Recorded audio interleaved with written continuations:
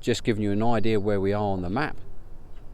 The finger marks the spot as it divides off.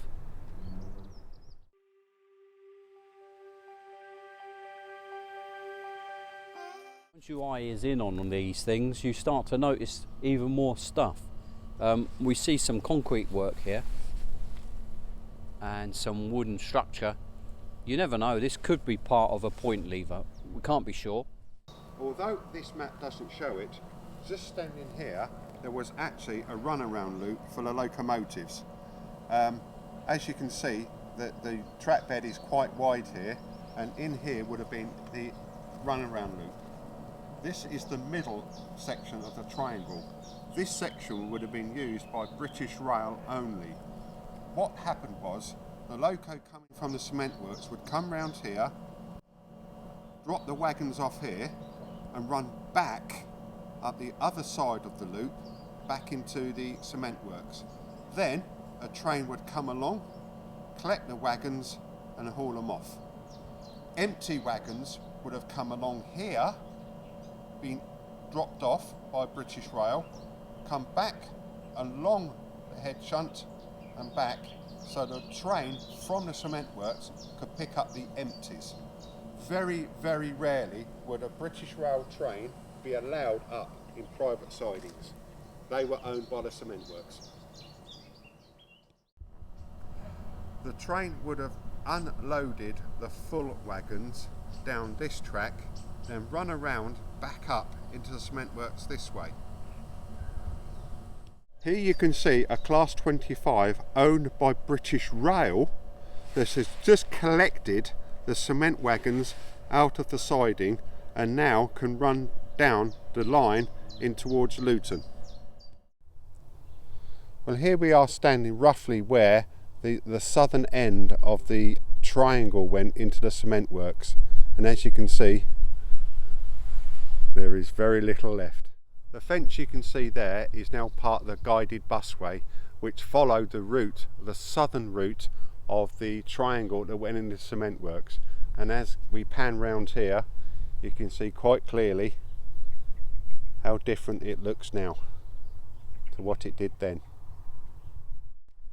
Just walking along here, we come to the busway, which obviously would have had the track heading off. Behind me, heading in that direction, is the cement works, but we'll have to film that another day because we've got so much information we want to show you about that. It deserves its own piece of footage, so we'll put that into another piece of segment.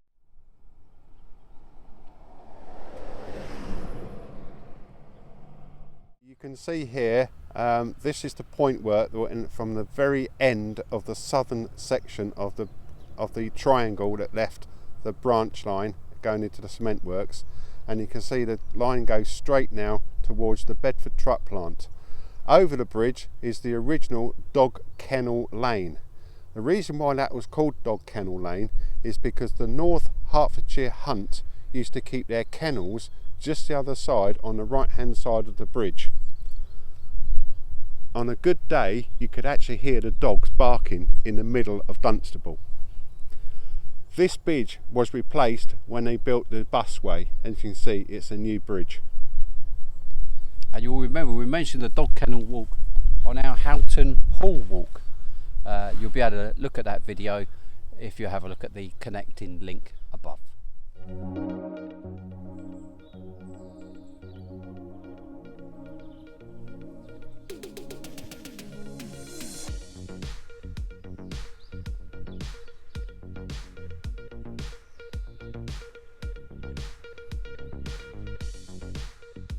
We've come up over the top of the bridge now, Dog Kennel Walk Bridge. It's got some good memories for some of us because we used to come along here, well I used to come along here as a new father, bringing Callum and my daughter Gemma on their push bikes, and we used to love it. Riding across, heading off into Dunstable, which at the moment has got some works going on, so you can't actually head that way. But I remember standing up here and we used to look down onto the railway track. Callum used to love it, of course, he likes trains. Funny that, isn't it? And now this is what we got.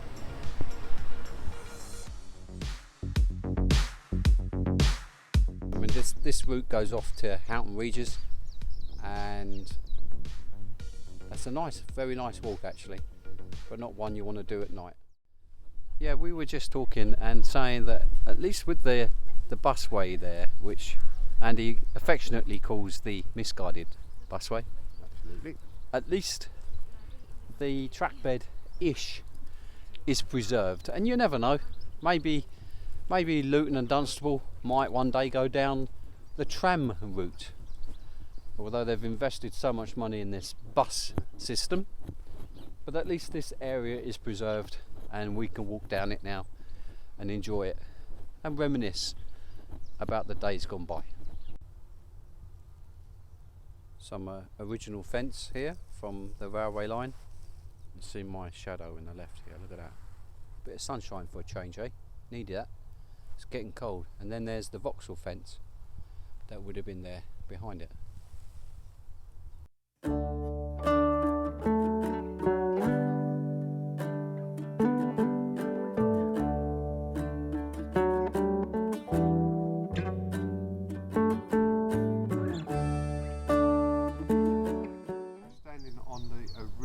Track bed of the railway line, which is now part of the misguided busway, and as you can see just by the fences to my left, we are standing in the exact same spot.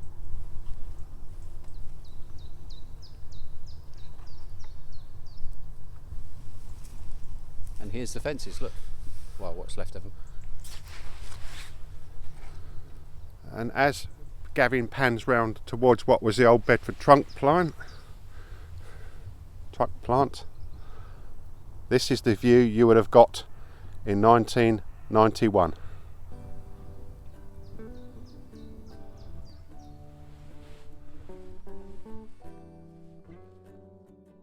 We've just been walking along and we're almost at the intersection where the roads come through, but we've just found a little gem. Or maybe I shouldn't say it's a little gem, because here we've found ourselves a little telegraph pole.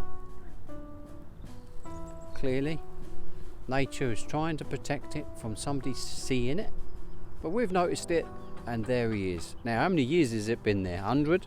150 years, mate. 150 years. Wow. And everybody who's just walked past us didn't even notice it.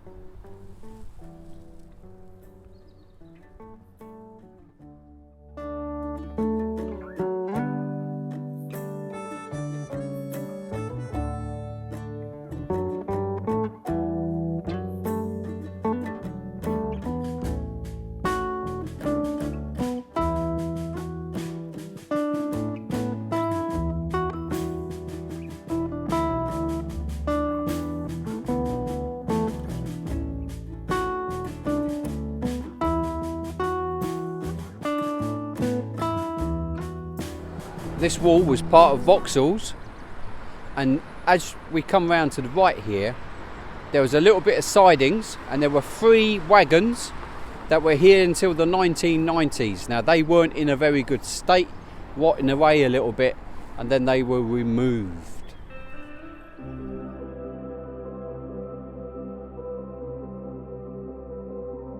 What we have here is a picture of the track taken around 1960-61 time. You can see the track slightly curving away towards Dunstable. In the foreground on the left hand side you can see what was the fixed distant signal. It's called fixed because it didn't actually move, it was just a distant signal. On the other side of the track you can see the fence, the Vauxhall Motors Bedford truck plant and the massive great water tower that was here.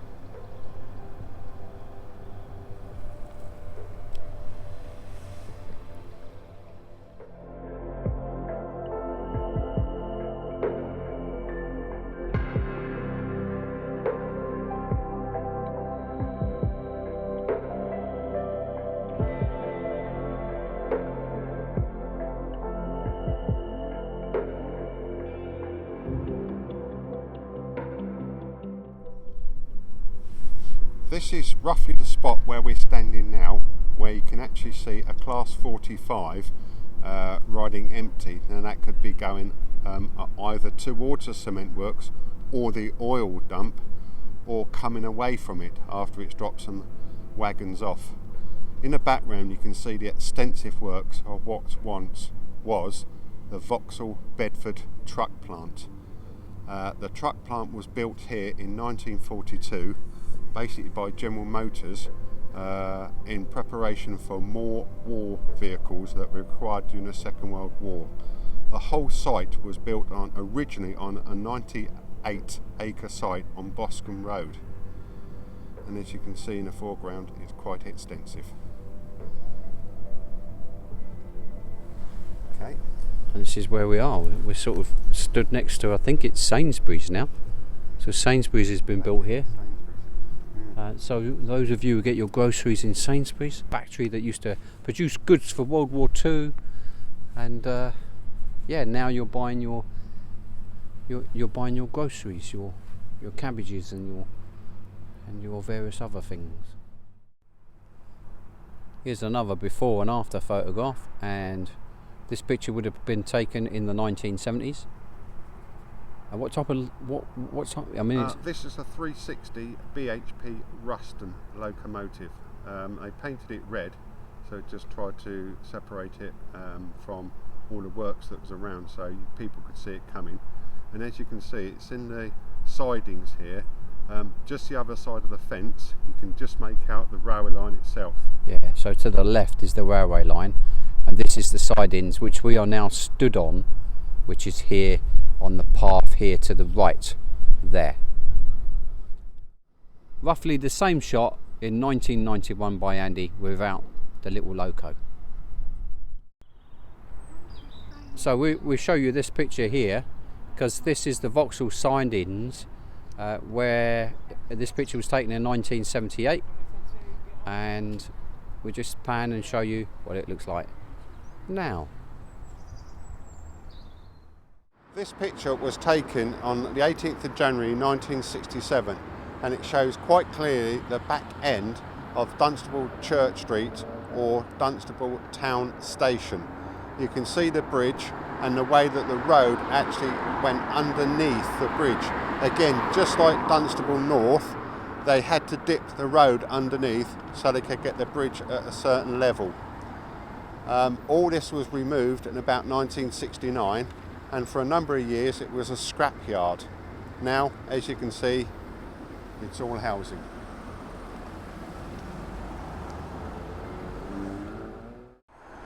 Now, many of you will remember the bridge was blue at one point anyway, and it was all known as the Duck Bridge.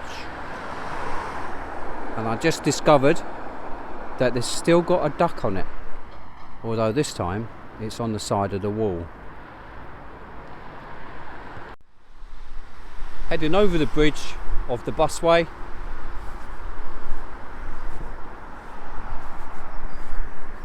affectionately known as Duck Bridge, which has been removed. I think there's some footage on YouTube of it being removed actually.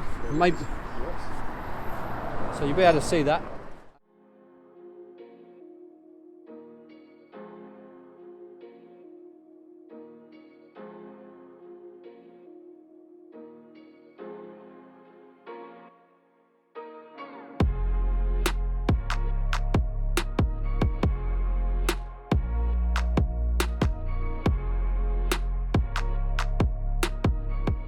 And in the distance you can see Blows Downs.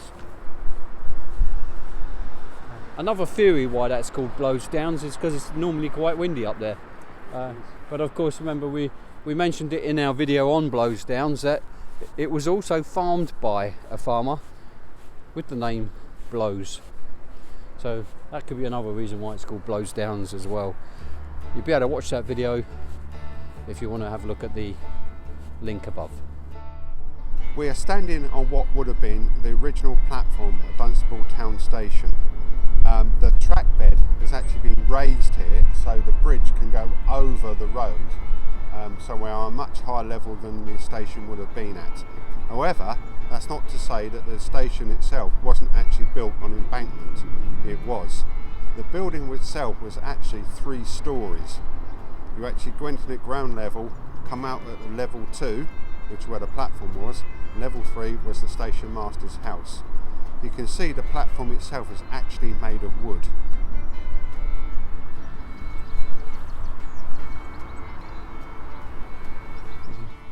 We think about here on my left is where the station would have been, approximately. So kindly provided for us by Mr. Geoff Woodward. We've got this picture here from the street level of the station, and if you were standing on the station road, that's what you would have seen. You can see the footbridge on the left hand side, 1991, one of Andy's photos again, and this is what it looks like now. This is right at the end of the platform now, as we face the station and then going back over the bridge, and that's about here. This is a picture of a Class 31 pulling away on the up line, heading away from Dunstable towards Luton. As you can see, the station building in the background, the goods shed and the sidings that we are now standing on.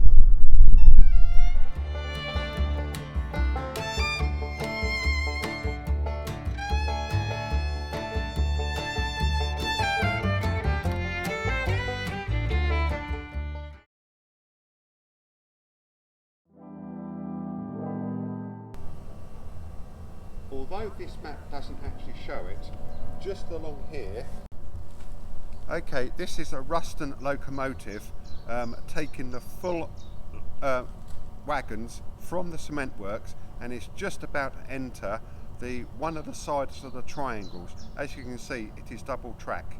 They would have unloaded the full locos.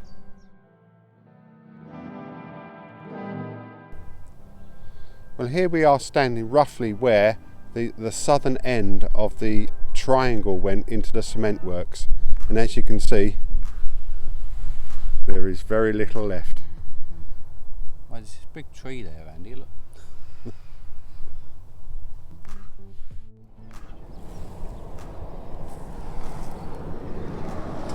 What do they say about buses? Two come along at once. You wait all that time for a bus, and now suddenly 2 come along just when you don't want them to. There we go. Still. Right. You've got electric rather than gas, petrol or diesel. And we're going to move out of the way because we're going to get run over. There we go. By a push bike.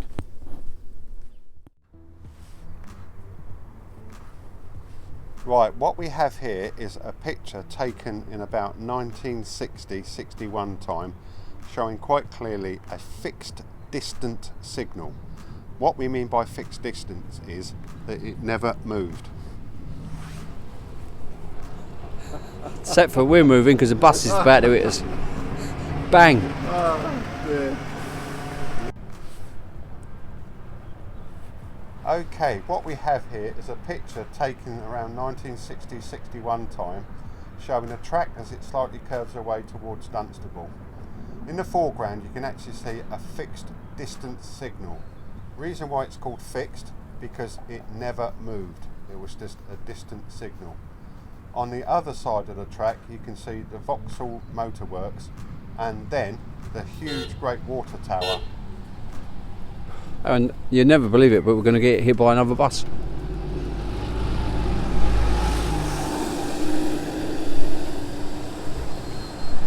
And another one. Nobody on them. Yeah. Right, we're going to try this again. Here we go. Right. Do you want me to start from the beginning? Yeah, why not? Hang on. Okay, all right. Let's see how I can.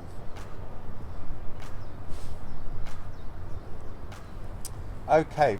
This is roughly the same another bus. Man, all these buses, nobody on them. Right. Just completely. Okay.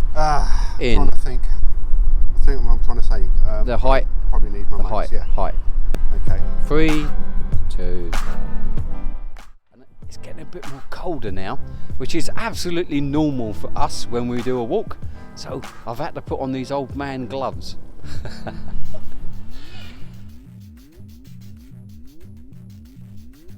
Okay. 3, 2.